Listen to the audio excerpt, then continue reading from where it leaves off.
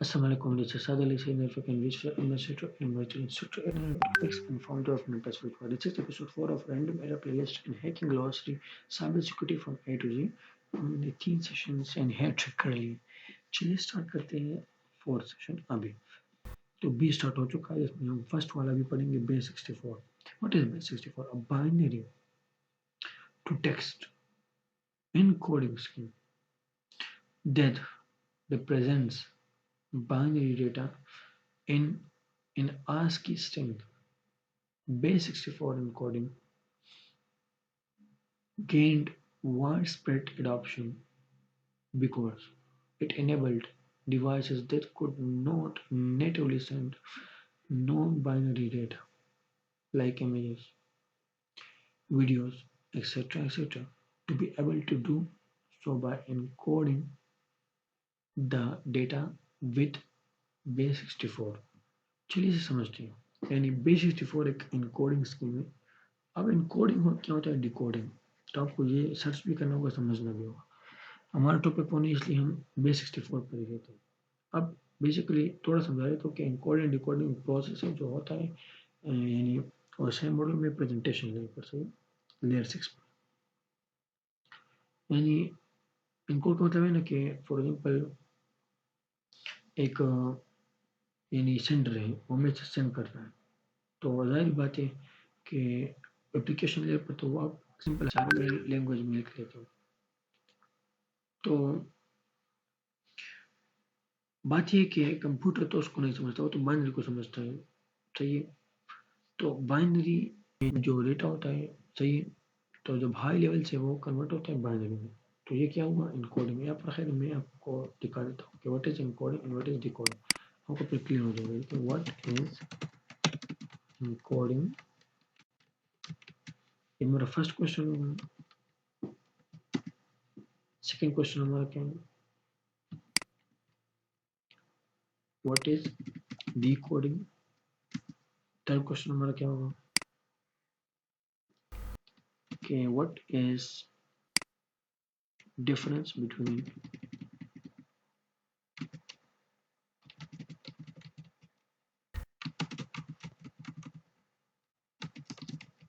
encoding and decoding. अगला question हमारा क्या होगा जो आप लोग के जहन में होगा. चलिए सारों का जवाब आपको दे देता हूँ और ये हम एक्स्ट्रा सब टॉपिक्स हैं इसी के अंदर ही पढ़ रहे हैं. चलिए ताकि आपको एक्स्ट्रा इन्फॉर्मेशन भी मिल सके. बेस बात उसकी कि आप सिर्फ इसी में ही लगे रहें. चाहिए ये भी सही है मगर आपको और भी मालूमात होनी चाहिए तो हमें गूगलिंग जरूर करनी चाहिए. फिर आप भी क्या करें क्योंकि गूगलिंग एक स्किल है जो हर किसी को नहीं आता. यानी सर्च करने की टेक्निक्स किसी को नहीं आती और ये बहुत अच्छी बात होती है जब आप आर्टिकल्स रीड करते हैं इससे आपका इन्फॉर्मेशन और भी ज़्यादा होता है. तो encoding and decoding is performed on OSI model which layer. तो ये भी क्वेश्चन हो सकता है आप लोग के जहन में. 4 क्वेश्चन आप लोग के जहन में हो सकते हैं. चलिए चारों का जवाब अभी दे देता हूँ. What is encoding? In computers, encoding is the process of putting a sequence of characters, any letters, numbers, punctuation, and certain symbols into a specialized format for efficient transmission or storage.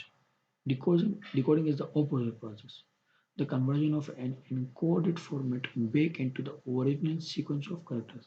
मतलब ये कि computer के अंदर encoding इस होता है ना, ये एक प्रोसेस है जिसके अंदर ये यानी सीक्वेंस ऑफ करेक्टर होते हैं.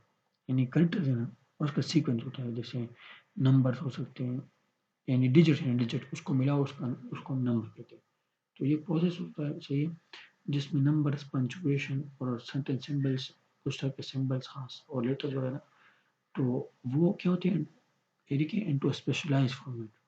उसे यानी रखा जाता है एक खास फॉर्मेट में किस चीज़ के लिए ताकि उसका अच्छे से सेंडर से रिसीवर तक ट्रांसमिशन हो सकता है सेंडिंग हो सकता है. फिर डिकोडिंग इसके अपोजिट प्रोसेस है. इसमें क्या होता है उसमें कन्वर्जन होता है उस इनकोडेड फॉर्मेट का यानी जो स्पेशल फॉर्मेट में वो लेटर्स वगैरह नंबर्स वगैरह लिखे गए थे उसका क्या होता है डिकोडिंग होता है. मतलब ये कि वो वापस अपने ओरिजिनल सीक्वेंस ऑफ कैरेक्टर में आता है जिस में वो ओरिजिनली था.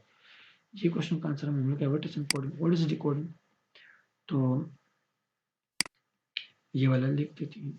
ये वाला देख लेते हैं अभी, सॉरी। और इसके बारे में हमने थोड़ा अभी पढ़ा भी। Decoding is the ability to apply your knowledge of letter sound relationships, including knowledge or of lettering patterns to correctly pronounce certain words. यानी स्पेशल फॉर्मेट में जब आप इनकोडिंग में वो लेटर्स नंबर वगैरह को एक अगर आप उसे ओरिजिनल फॉर्म में लाना चाहते हो, ओरिजिनल फॉर्म में लाना चाहते हैं तो उसे हम डिकोडिंग। अगला है what is difference between encoding and decoding. आपको तो वाजह हो चुका होगा डिफरेंस, फिर भी समझाए तो encoding is essentially a writing process, where decoding is a reading process.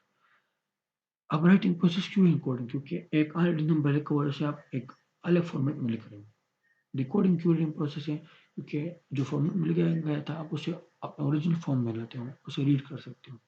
Encoding breaks a spoken word down into parts that are written or spelled out, while decoding breaks a written word into parts that are verbally spoken. So, encoding and decoding is performed on a model which layer? मेरा answer था layer 6 presentation layer, और यहाँ पर भी correct answer है the presentation layer is responsible for translation, encryption, and compression of data. It defines how two devices should encode, encrypt, and compress data so it's received correctly on the other end. तो हमें answers मिल चुके हैं, चलिए continue करते हैं। तो B64 क्या है, ये एक इनकोडिंग स्कीम है। मतलब ये कि जो नंबर्स वगैरह लिखे गए होते हैं उसे स्पेशल फॉर्मेट में ये एक इनकोडिंग का फीचर है, इनकोडिंग का स्कीम, इनकोडिंग का तरीका है B64, जिसमें क्या होता है एक ओरिजिनल वर्ड्स या नंबर्स को एक स्पेशल फॉर्मेट में लिखा जाता है। This represents binary data in ask string, यानी ये देखिए इसे हम ये भी कह सकते हैं B64 को कि बाइनरी टू टेक्स्ट कन्वर्जन होता है। यानी बाइनरी में एक चीज़ लिखा होता है तो उसे एक स्पेशल फॉर्मेट टेक्स्ट में कन्वर्ट किया जाता है।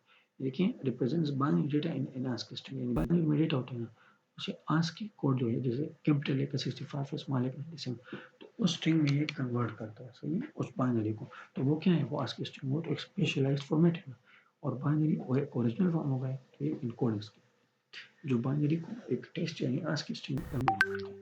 base64 encoding gained widespread adoption because it enabled devices that could not natively send non-binary data. फिर देखिए ये उन डिवाइसेस के लिए चाइना जो यानी ये बहुत मशहूर है, क्यों, क्योंकि ये इनेबल करता है उन डिवाइसेस पर जो बिल्कुल नहीं सेंड कर सकते क्या अपने आप से एक नॉन बाइनरी डेटा, यानी आस्क स्ट्रिंग अपने आप से सेंड नहीं कर सकते, तो ये वहाँ पर यूज होता है ताकि बाइनरी डेटा को आस्क स्ट्रिंग में कन्वर्ट कर सके स्पेशल फॉर्मेट। वो इमेजेस भी हो सकते हैं, वीडियो भी वगैरह वगैरह। To be able to do so by encoding data with बेस64, ताकि बेस64 के साथ वो बाइनरी से यानी एक स्पेशल फॉर्मेट ऑफ टेक्स्ट में कन्वर्ट कर सके, जैसे हम आज की स्ट्रिंग करते हैं।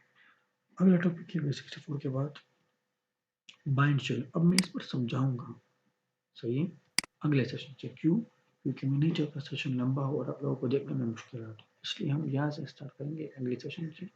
तो तब तक के लिए अपना ख्याल रखिए, दुआ में याद रखिए, अल्लाह हाफिज़।